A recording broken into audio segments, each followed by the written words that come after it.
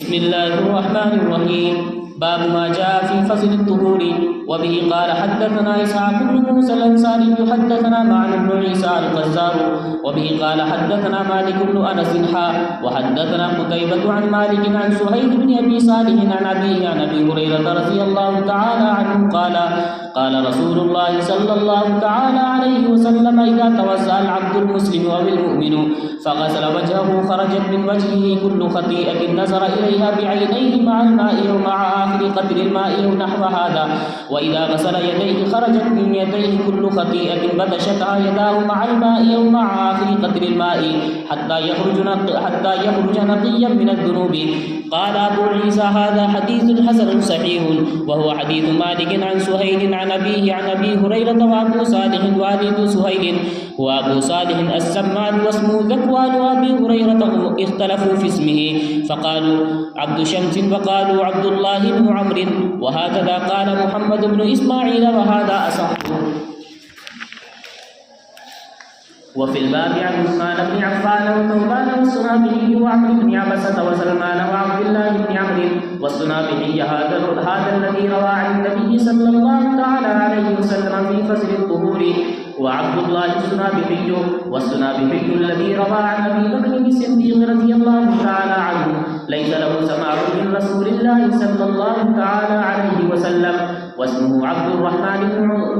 أسيدة وابن عبد الله رحل إلى النبي صلى الله تعالى عليه وسلم فقبض النبي صلى الله عليه وسلم وهو في الطريق وقد روى عن النبي صلى الله عليه وسلم أحاديث. والسنابحي بن أعسر الأحمسي صاحب النبي صلى الله تعالى عليه وسلم يقال له السنابحي أيضا وإنما حديثه قال سمعت النبي صلى الله عليه وسلم يقول إني مكافر بكم الأمم فلا تقتتلن بعدي. باب ما جاء فی فضل الطہور. یہ باب ہے پاکی کی فضیلت کے بارے میں. پھر امام ترمذی علیہ الرحمہ نے اپنی سند بیان کی کہ ان کے استاد ہیں اسحاق بن موسیٰ الانصاری، ان کے استاد ہیں معن بن عیسیٰ القزار، پھر ان کے استاد ہیں حضرت مالک بن انس رضی اللہ عنہ. ایک سند یہاں تک ہو گئی. پھر یہاں پہ تحویل آ گیا، ہاں عبارت پڑھیں گے تب بھی ہاں پڑھا جائے گا اس کو. پھر اس کے بعد میں وحدثنا قتیبہ، یہ دوسری سند سے استاد ہیں امام ترمذی علیہ الرحمہ کے قتیبہ، ان کے استاد ہیں حضرت مالک، وہ حضرت سہیل بن ابی صالح سے نقل کرتے ہیں، وہ ان کے والد محترم، اور وہ حضرت ابو ہریرہ رضی اللہ تعالی عنہ صحابی رسول اللہ کے نبی صلی اللہ علیہ وسلم کے جو صحابی رسول ہیں ان سے روایت نقل کرتے ہیں. قال رسول اللہ صلی اللہ علیہ وسلم، اللہ کے نبی صلی اللہ علیہ وسلم نے ارشاد فرمایا اذا توضأ العبد المسلم او المؤمن، کہ جب مسلمان بندہ یا مومن بندہ وضو کرتا ہے. یہاں پہ او لا کر راوی کے شک کو بیان کر رہے ہیں کہ اللہ کے نبی صلی اللہ علیہ وسلم نے یا یہ جملہ ارشاد فرمایا اذا توضأ العبد المسلم، کہ مسلمان بندہ جب وضو کرتا ہے، یا یہ فرمایا مومن بندہ جب وضو کرتا ہے فغسل وجهه خرجت من وجهه كل خطيئة نظر إليها بعينيه مع الماء أو مع آخر قطر الماء. پھر وہ اپنے چہرے کو دھلتا ہے تو اس کے چہرے سے ہر گناہ نکل جاتا ہے جس کی طرف اس کی دونوں آنکھوں نے دیکھا. مع الماء، پانی کے ساتھ، او مع آخر قطر الماء، یہاں پر بھی راوی کے شک کو بیان کیا جا رہا ہے. اللہ کے نبی صلی اللہ علیہ وسلم نے یا یہ ارشاد فرمایا مع الماء، پانی کے ساتھ گناہ جھڑ جاتے ہیں، او مع آخر قطر الماء، یا پانی کے آخری قطرے کے ساتھ. انسان وضو کر لیتا ہے، اب قطرے ٹپکتے رہتے ہیں، جب اعضاء سوکھ جاتے ہیں آخری جو قطرہ ہوتا ہے یا تو اس آخری قطرے کے ساتھ انسان کے گناہ جھڑ جاتے ہیں. او نحو ھذا، یا اس طرح کا کوئی جملہ ارشاد فرمایا. وَإِذَا غَسَلَ يَدَيْهِ، اور جب اپنے دونوں ہاتھوں کو دھلتا ہے خرجت من يَدَيْهِ كُلُّ خَطِيئَةٍ بَطَشَتْهَا يَدَاهُ مَعَ الْمَاءِ أَوْ مَعَ آخِرِ قَطْرِ الْمَاءِ، تو اس کے دونوں ہاتھوں سے ہر گناہ جھڑ جاتے ہیں بطشتھا یداہ، جس کو اس کے ہاتھوں نے پکڑا، یعنی ان ہاتھوں کے ذریعے سے جو گناہ کیے گئے ہیں وہ سارے کے سارے گناہ وضو کرتے وقت جھڑ جاتے ہیں پانی کے ساتھ، او مع آخری قطر الماء، یا پانی کے آخری قطرے کے ساتھ، حتی یخرج نقیا من الذنوب، انسان کا وضو پورا ہوتا ہے اور انسان گناہوں سے دھل جاتا ہے، حتی یخرج نقیا من الذنوب، یہاں تک کہ گناہوں سے پاک صاف ہو کر نکل جاتا ہے، حتی یخرج نقیا من الذنوب، یہاں تک کہ اس کے سارے کے سارے گناہ جھڑ جاتے ہیں یا سارے کے سارے گناہوں سے پاک صاف ہو جاتا ہے۔ یہ تو مختصر روایت ہے، اس کے علاوہ تفصیلی روایت ہے جس میں ساری چیزوں کو بیان کیا گیا کہ انسان جب کلی کرتا ہے، ناک میں پانی ڈالتا ہے، تو اس کے ہر عضو سے گناہ جھڑتے رہتے ہیں۔ قال ابو عیسیٰ ھذا حدیث حسن صحیح، پھر اس حدیث کی تحقیق امام ترمذی علیہ رحمہ کر رہے ہیں کہ یہ حدیث کس طرح کی ہے۔ ھذا حدیث حسن صحیح وهو حدیث مالک عن سہیل، اور یہ جو حدیث ہے حضرت مالک کی حدیث ہے جو کہ حضرت سہیل سے مروی ہے، عن ابیہ عن ابی ہریرہ، وابو صالح والد سہیل، ابو صالح کون ہے؟ اس میں سند کے اندر دوسری لائن میں لکھا ہوا تھا ابو صالح عن سہیل بن ابی صالح، تو ابو صالح کون ہے؟ ان کی تحقیق ہوا والد سہیل، ابو صالح حضرت سہیل کے والد ہیں، ہوا ابو صالح السمان، ان کو بولا جاتا تھا ابو صالح السمان، سمان بولا جاتا ہے تیل بیچنے والے کو یا گھی بیچنے والے کو، تو ان کے والد صاحب یہ کاروبار کرتے تھے اس لیے ان کا لقب پڑ گیا السمان، واسمہ ذکوان، ان کا اصل نام تھا ذکوان، و ابو ہریرہ، راوی کون ہے اس حدیث کے؟ حضرت ابو ہریرہ ہیں، تو حضرت ابو ہریرہ کی تحقیق، ان کا نام اختلفوا فی اسمہ، ان کے نام میں اختلاف کیا گیا ہے، علماء نے اختلاف کیا ہے ان کے نام میں، فقالوا، بہت زیادہ اختلاف ہے ان کے نام میں، بعض فرماتے ہیں کہ ان کے نام کے بارے میں 30 اقوال ہیں، 30 سے زیادہ اقوال ہیں۔ فقالوا عبد الشمس، بعض لوگ کہتے ہیں کہ ان کا نام عبد شمس تھا، بعض لوگ کہتے ہیں ان کا نام عبداللہ بن عمرو تھا، وَهَكَذَا قَالَ محمد بن اسماعیل هَذَا وَهَذَا أَصَحُّ، عبداللہ ابن عمرو، یہ نام امام بخاری علیہ الرحمہ نے اسی کو اصح قرار دیا ہے، اسی طریقے سے امام ترمذی علیہ الرحمہ نے اس کو اصح قرار دیا، حالانکہ اس کے علاوہ بھی بہت سارے نام تھے۔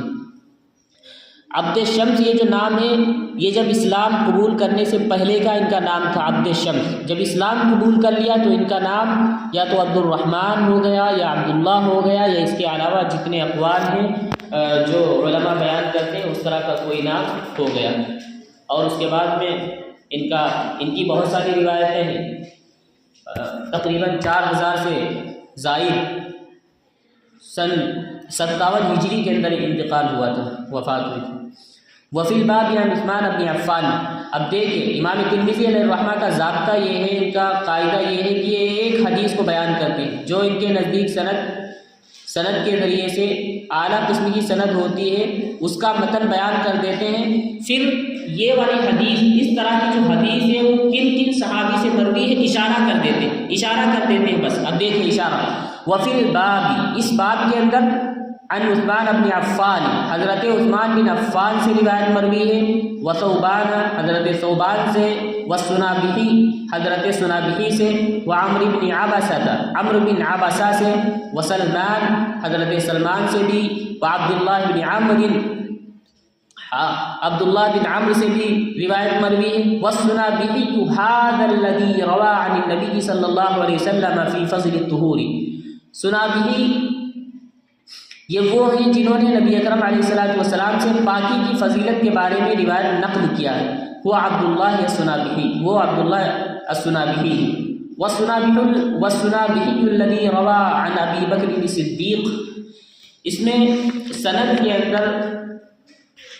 ایک راوی ہے سنابحی، تو سنابحی نام کے کئی راوی گزرے ہیں، ایک ہے صحابی رسول جن سے اس باب کے اندر روایت مروی ہے، یعنی جہاں پہ اشارہ امام ترمذی علیہ رحمۃ کر رہے ہیں کہ ان سے بھی روایت مروی ہے، ان سے بھی مروی، اسی میں آیا ہے سنابحی۔ تو یہ سنابحی جو ہیں یہ ہے صحابی رسول، ان سے روایت مروی ہے پاکی کی فضیلت کے بارے میں۔ لیکن ایک جو دوسرے سنابحی ہیں وہ ہے تابعی، وہ اللہ کے نبی صلی اللہ علیہ وسلم سے روایت نقل نہیں کرتے ہیں، بلکہ ان کی ملاقات نہیں ہو سکی اللہ کے نبی صلی اللہ علیہ وسلم سے، اس لیے وہ صحابی نہیں بلکہ تابعی ہیں۔ دیکھیے وَالسُّنَابِحُيُّ الَّذِي رَوَىٰ عَنْ أَبِي بَكْرٍ صدیق، اور وہ سنابحی جو روایت نقل کرتے ہیں حضرت ابو بکر صدیق رضی اللہ عنہ سے، لَيْسَ لَهُ سَمَاعٌ مِّن رَسُولِ اللَّهِ صلی اللہ علیہ وسلم، ان کا اللہ کے نبی صلی اللہ علیہ وسلم سے سماع ثابت نہیں، یعنی انہوں نے براہ راست اللہ کے نبی صلی اللہ علیہ وسلم سے کوئی حدیث نہیں سنی۔ واسمہ عبد الرحمن بن عسیلہ، ان کا نام عبد الرحمن بن عسیلہ ہے۔ امام ترمذی علیہ الرحمہ کا ایک ضابطہ یہ بھی ہے کہ جب دو راوی ہوتے ہیں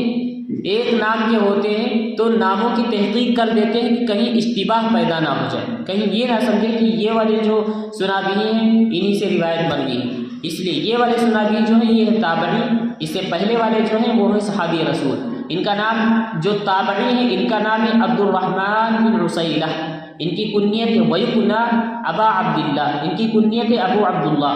رحل الى النبی صلی اللہ علیہ وسلم فقبض النبی صلی اللہ علیہ وسلم وهو فی الطریق، یہ جو حضرت ابو عبداللہ السنابحی تابعی ہیں، رحل الى النبی صلی اللہ علیہ وسلم، اللہ کے نبی صلی اللہ علیہ وسلم سے ملاقات کرنے کے لیے انہوں نے سفر کیا،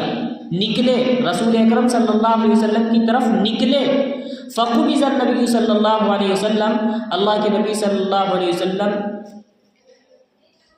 کی وفات ہو گئی، وَهُوَ فِي الطَّرِيقِ، حالانکہ یہ ابھی راستے میں تھے، ابھی یہ وہاں تک پہنچ نہیں پائے تھے، کئی میل کا فاصلہ تھا، ان تک خبر پہنچی کہ اللہ کے نبی صلی اللہ علیہ وسلم کا انتقال ہو چکا ہے، اس لیے ان سے ملاقات ثابت نہیں ہے، سماع بھی ثابت نہیں ہے، تو یہ ہے تابعی۔ وقد روا عن نبی صلی اللہ علیہ وسلم احادیث، نبی اکرم علیہ السلام سے انہوں نے کئی احادیث کو نقل کیا، یعنی ملاقات نہیں ہوئی، ملاقات ثابت نہیں ہے، سماع بھی ثابت نہیں، اس کے باوجود یہ اللہ کے نبی صلی اللہ علیہ وسلم سے روایت کو نقل کرتے ہیں۔ اس کا مطلب یہ ہے کہ پہلے زمانے میں جو اس طرح کی سندیں ہیں ان کا باضابطہ کوئی یاد کرنے کا کوئی وہ نہیں تھا، یاد نہیں کیا جاتا تھا زیادہ، اور اس طریقے سے سندیں محفوظ نہیں تھیں جیسے آج کل محفوظ ہیں۔ تو جیسے کسی نے کسی صحابی سے روایت نقل کی تو اتنا زیادہ اہتمام نہیں کرتے تھے کہ ہم نے اس صحابی سے روایت کو نقل کیا، تو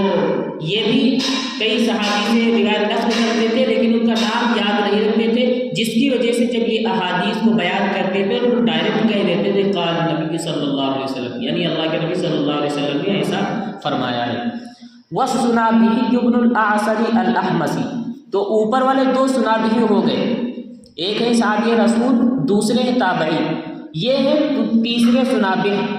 جن کو سنابح تو کہا جاتا ہے لیکن سنابحی نہیں کہا جاتا، یعنی اخیر سے یا غائب ہے ان کے نام میں، تو یہ تیسرے ہیں صحابی یہ بھی۔ وَالسُّنَابِحِيُّ بْنُ الْأَعْصَرِ الْأَحْمَسِ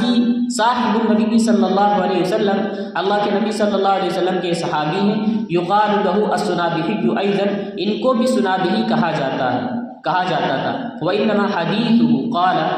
ان سے بھی لیکن ان سے پاکی کی فضیلت کے بارے میں کوئی روایت مروی نہیں ہے، ان کی جو روایت ہے وہ یہاں پہ نقل کی جا رہی۔ وَإِنَّمَا حَدِيثُهُ، بلا شبہ ان کی حدیث، وہ فرماتے ہیں سمعت النبی صلی اللہ علیہ وسلم یقول، میں نے اللہ کے نبی صلی اللہ علیہ وسلم کو یہ فرماتے ہوئے سنا، انی مکافر بکم الامم فلا تقتتلن بعدی، انی مکافر بکم الامم، میں دوسری امتوں پر فخر کروں گا تمہاری کثرت کو دیکھ کر، لہذا تم میرے بعد ان کو ہرگز قتل نہ کرنا، میرے بعد ان کو ہرگز قتل نہ کرنا۔ یہ نکاح کے بارے میں جو آتے ہیں تزوجوا الودود الولود فإنی مکافر بکم الامم، اللہ کے نبی صلی اللہ علیہ وسلم اپنی امت کی کثرت کی وجہ سے دوسری امتوں کے اوپر فخر کریں گے، لہذا آپ فرما رہے ہیں کہ اس کے بعد بچوں کا قتل میرے بعد قتل نہ کرنا۔ تو یہ والی روایت جو یہ ہے السنابل، ان کو بھی سنابل کہا جاتا ہے۔ بہرحال یہ جو روایت آئی جس میں وضو کی فضیلت بیان کی گئی ہے کہ انسان جب وضو کرتا ہے تو اس کے تمام گناہ جھڑ جاتے ہیں، لیکن یہ گناہ کون سے جھڑتے ہیں؟ اب اس میں اختلاف ہوا کہ گناہ یہ کون سے جھڑتے ہیں۔ گناہ کے دیکھیے 4 درجے ہیں۔ نمبر 1 معصیت، پہلا درجہ معصیت، اس کے بعد میں آتا ہے سیئہ، اس کے بعد میں آتا ہے خطیئہ، اس کے بعد میں آتا ہے ذنوب، ذنب۔ تو یہ گناہ کے 4 درجے ہو گئے۔ پہلا درجہ ہوا معصیت، دوسرا درجہ ہوا سیئہ، تیسرا درجہ ہوا خطیئہ، چوتھا درجہ ہوا ذنوب۔ یعنی سب سے ہلکے درجے کا جو گناہ ہوتا ہے اس کو بولتے ہیں ذنوب، ذنب۔ استغفر اللہ ربی من کل ذنب، آیا وہاں پہ ذنب۔ تو یہ جو ذنب ہے، ذنوب، یہ سب سے ہلکے درجے کا گناہ ہے۔ پھر تھوڑا اس سے اوپر والے درجے کا گناہ جو ہے اس کو بولیں گے